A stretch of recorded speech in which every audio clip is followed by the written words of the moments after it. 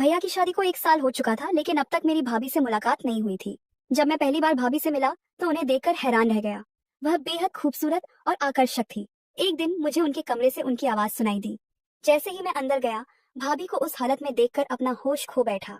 तब भाभी मेरे सामने घुटनों के बल बैठकर मेरा नाम रोहन है। साल भर की नौकरी की भाग दौड़ के बाद मैं कुछ समय के लिए घर लौटा था। मुझे देखते ही माँ ने फिर से शादी की चर्चा छेड़ दी। उन्होंने जोर देकर कहा कि मुझे भैया के गांव में एक लड़की से मिलना चाहिए, जिसका रिश्ता मेरे लिए आया था। लेकिन मैं शादी से पहले उस लड़की को अच्छी तरह जानना चाहता था, इसलिए अकेले ही भैया के गांव जाने का फैसला किया।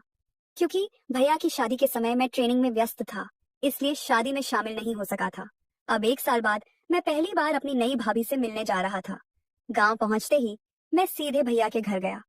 जैसे ही मैंने अपना बैग रखा, भाभी मेरे सामने पानी का गिलास लेकर आई। मैं उन्हें ठीक से देख भी नहीं पाया, क्योंकि वह पानी देकर तुरंत लौट गई। उन्होंने मुंह दुपट्टा ओढ़ रखा था और घर के कामों में व्यस्त रही। पहली नजर में वह मुझे बेहद नाजुक लगी। घर पहुंचने के बाद भी भाभी ने मुझसे कोई बातचीत नहीं की। जब भैया ने मुझे गले लगाया तो मैंने मजाकिया लहजे में कहा, भैया, भाभी का इकलौता देवर हूँ, कम से कम मेरी उनसे पहचान तो करवा दीजिए। इस पर भैया ने भाभी को रसोई से बाहर बुलाया। वह थोड़ा शर्माई हुई थी। भैया ने जब हमारी पहचान करवाई तो उन्होंने हल्की मुस्कान दी और फिर अंदर चली गई। मुझे लगा कि शायद वह नए रिश्ते को लेकर संकोच महसूस कर रही है। उस दिन हमारी ज्यादा बात नहीं हो पाई, क्योंकि वह मुझसे दूर दूर ही रही। अगले दिन मुझे उस लड़की से मिलने जाना था जिससे शादी के लिए मेरी बात चल रही थी। मैंने भैया से साथ चलने को कहा, लेकिन उन्होंने कहा, रोहन, मैं तुम्हारे साथ नहीं जा सकता, मुझे जरूरी काम से बाहर जाना है। भैया एक निजी कंपनी में काम करते थे, इसलिए उनकी मौजूदगी मेरे लिए जरूरी थी, लेकिन वह व्यस्त थे। फिर उन्होंने सुझाव दिया, तुम्हें अकेले लड़की देखने नहीं जाना चाहिए, भाभी को अपने साथ ले जाओ, इससे उन्हें भी थोड़ा बाहर घूमने का मौका मिलेगा। सुबह नाश्ता करने के बाद भैया अपने काम के लिए निकल गए और मैं शादी के लिए लड़की से मिलने जाने की तैयारी करने लगा। कौन सा शर्ट पहनूं? ये मैंने भाभी से ही पूछा। भाभी ने मुझे एक अच्छा सा शर्ट सुझाया, क्योंकि भैया ने इजाजत दे दी थी, इसलिए भाभी भी मेरे साथ जाने के लिए तैयार हो गई। कुछ ही देर में हम गांव के एक होटल में उस लड़की से मिलने के लिए निकल पड़े।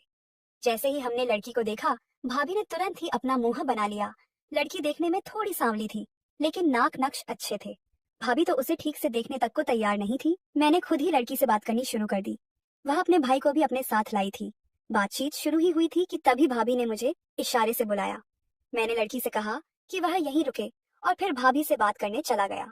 जैसे ही मैं भाभी के पास पहुंचा, उन्होंने फौरन कहा, रोहन, तू इतना स्मार्ट और हैंडसम है, तुझे ऐसी काली सांवली लड़की बिल्कुल भी सूट नहीं करेगी। मैंने मजाक करते हुए कहा, हाँ भाभी, सही कह रही हो, मुझे ऐसी नहीं बल्कि तुम्हारी तरह गोरी लड़की चाहिए, है ना।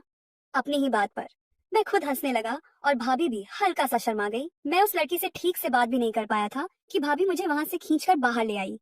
घरते समय रास्ते में एक बाजार पड़ा। मैंने यूं ही पूछा, भाभी, तुम्हें कुछ खरीदना है क्या?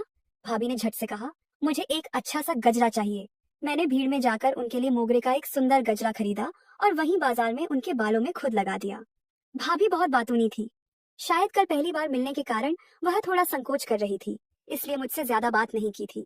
लेकिन अब कुछ ही घंटों में वह मुझसे खुलकर बात करने लगी थी। हम घर पहुंचे तो देखा कि भैया भी आ चुका था। रात को जब मैं सोने जा रहा था तो भैया के कमरे से उनकी बातचीत की आवाजें आ रही थी। जाने क्यों उस वक्त बार बार भाभी का मासूम चेहरा मेरी आंखों के सामने आ रहा था, लेकिन मैंने खुद को संभाला और सो गया। अगले दिन सुबह भैया शहर के लिए निकलने वाले थे। उसकी नौकरी वहीं थी, इसलिए वह शहर में ही रहते थे। जाते जाते उसने कहा कि अब वह करीब 1.5 महीने बाद ही घर आएगा। मैंने भैया से कहा, अगर तुम यहाँ नहीं होगे तो मैं भी यहाँ रुककर क्या करूंगा? भैया मुस्कुराकर बोला, अब इतने दिनों बाद गांव आए हो तो कुछ दिन और रुक जाओ। तुम्हारी भाभी बहुत अच्छा खाना बनाती है, अभी तक तुमने सिर्फ एक ही डिश खाई है। भैया के जोर देने पर मैं वहीं रुकने के लिए तैयार हो गया। भैया को स्टेशन छोड़ने के बाद जब मैं घर लौटा तो देखा कि दरवाजा खुला हुआ था। मैंने घंटी बजाने के बजाय भाभी को आवाज दी और उनके कमरे में चला गया। जैसे ही भाभी ने मुझे देखा, वह मेरी तरफ घूमी और धीरे से मेरे आंखों पर हाथ रख दिया। उनका एक हाथ मेरे कंधे पर था और दूसरा मेरी आंखों पर। फिर वह मुझे कहीं ले जाने लगी। जब भाभी ने मेरी आंखों से हाथ हटाया तो देखा कि हम दोनों किचन में थे। मेरे लिए उन्होंने मेरी पसंदीदा मिठाई गुलाब जामुन बनाए थे। गुलाब जामुन देखते ही मैं खुशी से उछल पड़ा, क्योंकि मुझे मीठा बहुत पसंद था। मैंने झट से भाभी को गले लगा लिया और कहा, भाभी, तुम्हें मेरी पसंद तक पता है। यह जानकर मुझे बहुत अच्छा लगा। भाभी मुस्कुराकर बोली, मैंने खास तुम्हारी माँ से पूछकर तुम्हारी पसंद नापसंद पता की है। अब इतने दिनों बाद मेरा इकलौता देवर घर आया है, तो तुम्हारे भैया के बाद मुझे ही तुम्हारी देखभाल करनी होगी ना। गुलाब जामुन खाते ही मैं और भी खुश हो गया। सच में भाभी के हाथों में गजब का स्वाद था। मैंने उनकी खूब तारीफ करनी शुरू कर दी। जब मैं उनकी तारीफ कर रहा था तो उन्होंने मुझे एक तक देखना शुरू कर दिया। अचानक मैंने देखा कि उनकी आंखों में आंसू थे। यह देखकर मैं हैरान रह गया। भाभी को इस तरह रोते देखकर मैंने तुरंत उनका हाथ पकड़ा और उन्हें अपने पास बैठा लिया। मैंने चिंतित होकर पूछा, भाभी क्या हुआ, तुम रो क्यों रही हो? कहीं तुम्हारी तबीयत तो खराब नहीं है? चलो हॉस्पिटल चलते हैं। मैं बोल ही रहा था कि भाभी ने मेरा हाथ और जोर से पकड़ लिया और कहा, रोहन तुम मेरी कितनी परवाह करते हो, इतनी चिंता तो तुम्हारे भैया ने भी कभी नहीं की। एक औरत को अपने पति से बस यही प्यार और परवाह चाहिए होती है। तुम्हारी फिक्र देखकर मेरी आंखों में यूं ही आंसू आ गए और कुछ नहीं। मैं तुरंत किचन से पानी लेकर आया और उन्हें दिया। फिर समझाने लगा, भाभी भैया से नाराज मत हो, वह अपने काम में बहुत व्यस्त रहते हैं, इसलिए शायद तुम्हें इतना वक्त नहीं दे पाते। लेकिन अब चिंता मत करो, जब तक भैया वापस नहीं आते मैं तुम्हारी हर कमी पूरी कर दूंगा। मेरी इस बात पर भाभी हल्का सा मुस्कुराई। आधी रात को अचानक मेरे फोन की घंटी बजी। मेरा दोस्त था जिसने बताया कि उसके काका को हॉस्पिटल में भर्ती कराना पड़ा, इसलिए वह मुझसे मदद मांग रहा था। हम दोनों देर तक फोन पर बात करते रहे और इस वजह से मेरी नींद पूरी तरह खुल गई। नींद न आने की वजह से मैंने अपनी खिड़की खोली तो देखा कि भाभी के कमरे की लाइट जल रही थी। भैया का कमरा मेरे कमरे के ठीक बगल में था और अब जब वह यहाँ नहीं थे तो भाभी अकेली उस कमरे में थी।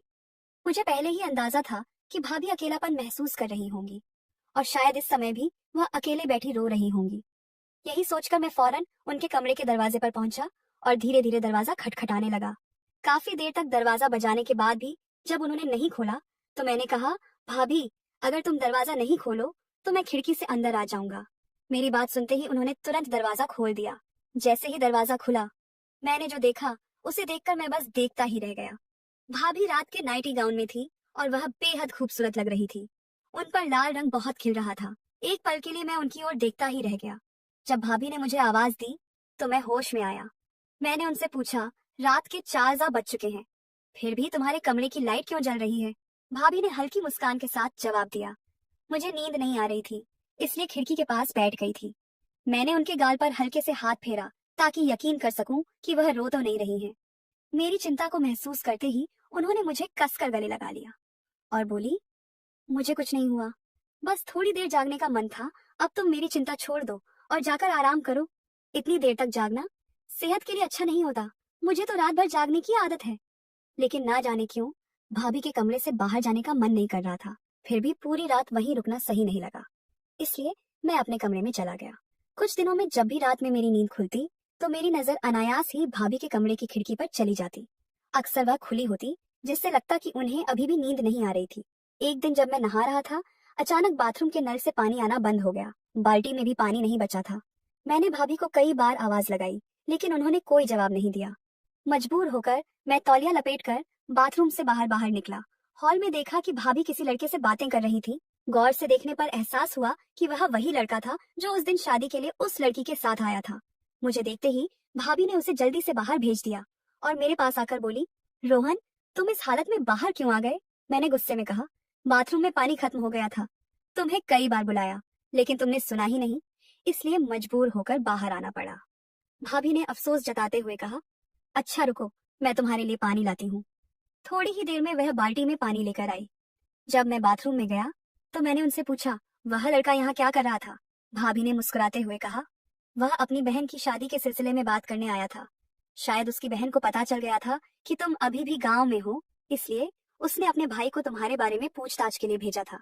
लेकिन मैं उसे मना कर रही थी कि यह रिश्ता हमें मंजूर नहीं, तभी तुम आ गए। भाभी मेरी चिंता कुछ ज्यादा ही करने लगी थी। मैंने चुपचाप उनकी बातें सुनी। अचानक नहाते वक्त साबुन मेरे आंखों में चला गया। जलन होने लगी तो मैंने तुरंत आंखें बंद कर ली।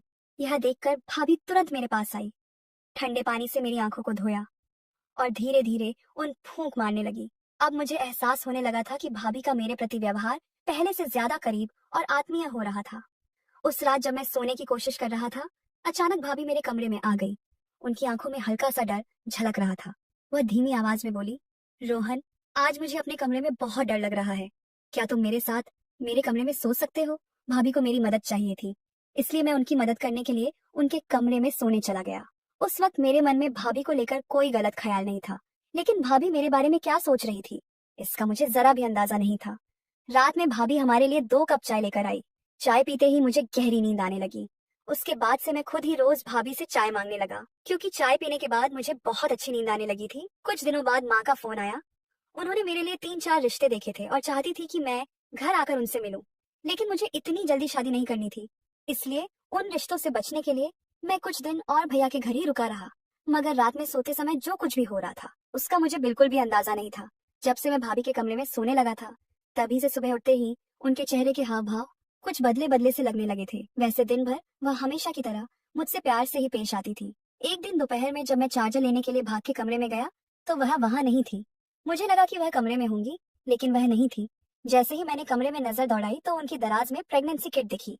मैंने उत्सुकता से उसे उठाकर देखा तो वह पॉजिटिव थी। यह देखकर मैं एकदम चौंक गया। भैया को काम पर गए पूरे 15 दिन हो चुके थे और इन 15 दिनों में मैं ही अकेला भाभी के साथ इस घर में रह रहा था। इस दौरान भाभी मेरे साथ बहुत खुश नजर आ रही थी। ना कभी उन्होंने बोरियत महसूस की, ना ही किसी चीज की शिकायत की। मेरे हाथ पैर ठंडे पड़ गए। मैंने वह किट वहीं रख दी और कमरे से बाहर आ गया। तभी भाभी छत से नीचे आई। मैं उनके सामने गंभीर चेहरा ले खड़ा हो गया। भाभी मुस्कुराते हुए बोली, रोहन, आज मेरा मोगरे का गजरा लगाने का मन कर रहा है। तुम जल्दी से जाकर मेरे लिए गजरा ले आओ। और हाँ, मिठाई की दुकान से स्पेशल बासुंदी भी ले आना। भाभी उस वक्त किसी और ही मूड में थी। मैं कुछ कहना चाहता था, लेकिन उन्होंने मुझे बोलने का मौका ही नहीं दिया। उन्होंने भैया की गाड़ी की चाबी मेरे हाथ में रखी और बाजार जाने के लिए कह दिया। बाजार का दिन था, इसलिए काफी भीड़ थी और खरीदारी करने में मुझे करीब 1.5-2 घंटे लग गए। जब मैं वापस आया तो भाभी का अंदाज मुझे कुछ बदला बदला सा लगा। मैंने उनके हाथ में गजरा दिया और सीधे उनसे सवाल किया, भाभी, मुझे तुम्हारे कमरे में प्रेगनेंसी टिकट मिली और वह पॉजिटिव थी, लेकिन भैया तो 15 दिनों से शहर से बाहर है। फिर यह कैसे संभव है?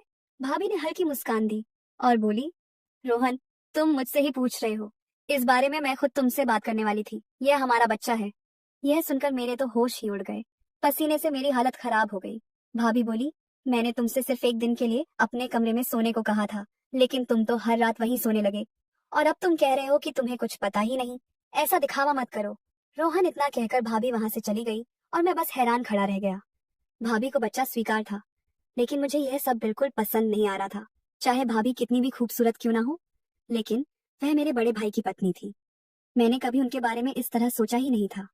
उस दिन मैं पूरे समय सोच में पड़ा रहा। खाना भी नहीं खा पा रहा था। फिर भी भाभी ने प्यार से मुझे खाना खिलाया और दिन भर मेरे पास ही बनी रही। रात में हमेशा की तरह वह मेरे लिए चाय लेकर आई। लेकिन उस दिन मैं अपने कमरे में बहुत टेंशन में बैठा था। सोचते सोचते जब मैंने चाय का कप टेबल पर रखा तो वह गिर गया। भाभी को गंदगी बिल्कुल पसंद नहीं थी, इसलिए जैसे ही उनके कमरे में आने की आहट मिली, मैंने जल्दी जल्दी सब साफ कर दिया और बिस्तर पर सोने का नाटक करने लगा। भाभी भी चुपचाप कमरे में आई, शायद देखने कि मैं सो रहा हूँ या नहीं, लेकिन मुझे तो नींद आ ही नहीं रही थी। अचानक मुझे बाहर वाले कमरे से किसी की आवाज सुनाई दी। मैंने खिड़की से झांका तो देखा कि एक लड़का भाभी के कमरे की ओर जा रहा था। मैं तुरंत बाहर आया और उनके कमरे के पास जाकर ध्यान से सुनने लगा। भाभी ने शायद सोचा था कि मैं गहरी नींद में हूँ, इसीलिए उन्होंने दरवाजा खुला छोड़ दिया था। जैसे ही मैंने अंदर देखा तो मेरी आंखें फटी की फटी रह गईं। भाभी उस लड़के के साथ एक ऐसी हालत में थी जो मैं कभी सोच भी नहीं सकता था, और वह लड़का वही था जिसकी बहन से भाभी ने मेरा रिश्ता तय नहीं होने दिया था। गुस्से में मैंने भाभी से पूछा, भाभी, यह सब क्या हो रहा है? तुम्हारे पेट में जो बच्चा है वह इस लड़के का है। फिर तुम मुझ पर इल्जाम क्यों लगा रही थी? भाभी ने बिना किसी हिचकिचाहट के जवाब दिया, हाँ, यह बच्चा का है, लेकिन जब तुम मुझ पर शक करने लगे तो मैंने सारा इल्जाम तुम पर डाल दिया। मेरे पैरों तले जमीन खिसक गई। भाभी ने आगे कहा, मैं हर रात तुम्हें सोने की दवा मिलाकर चाय में दे रही थी, जिससे तुम गहरी नींद में चले जाओ, और जब तुम सो जाते थे तब मैं अपने प्यार राजेश से मिलने चली जाती थी। इतना सुनकर मैं दंग रह गया। भाभी की आंखों में आंसू आ गए। वह बोली, तुम्हारे भैया के पास मेरे लिए बिल्कुल भी समय नहीं था। शादी के नाम पर उन्होंने सिर्फ एक रिश्ता निभाया, लेकिन मेरा कोई ख्याल नहीं रखा। वह महीने 2 महीने में एक बार घर आते और फिर चले जाते। मैं भी प्यार चाहती थी और वह मुझे राजेश से मिला, इसलिए मैं उसे अपना दिल दे बैठी। भैया ने कभी भाभी की भावनाओं को समझा ही नहीं, इसलिए उन्होंने अपना प्यार कहीं और खोज लिया। मैं भाभी को समझा नहीं सकता था, लेकिन जब यह सच भैया को पता चला तो उन्होंने ना कुछ सोचे समझे भाभी से अलग होने का फैसला कर लिया। अगर भैया ने समय रहते भाभी को समझा होता तो शायद आज उनका रिश्ता बच जाता।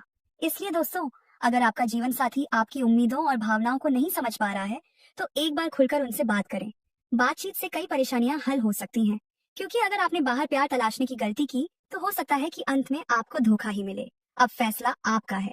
अगर आपको यह कहानी पसंद आई हो तो वीडियो को लाइक करें और चैनल को सब्सक्राइब करना ना भूलें।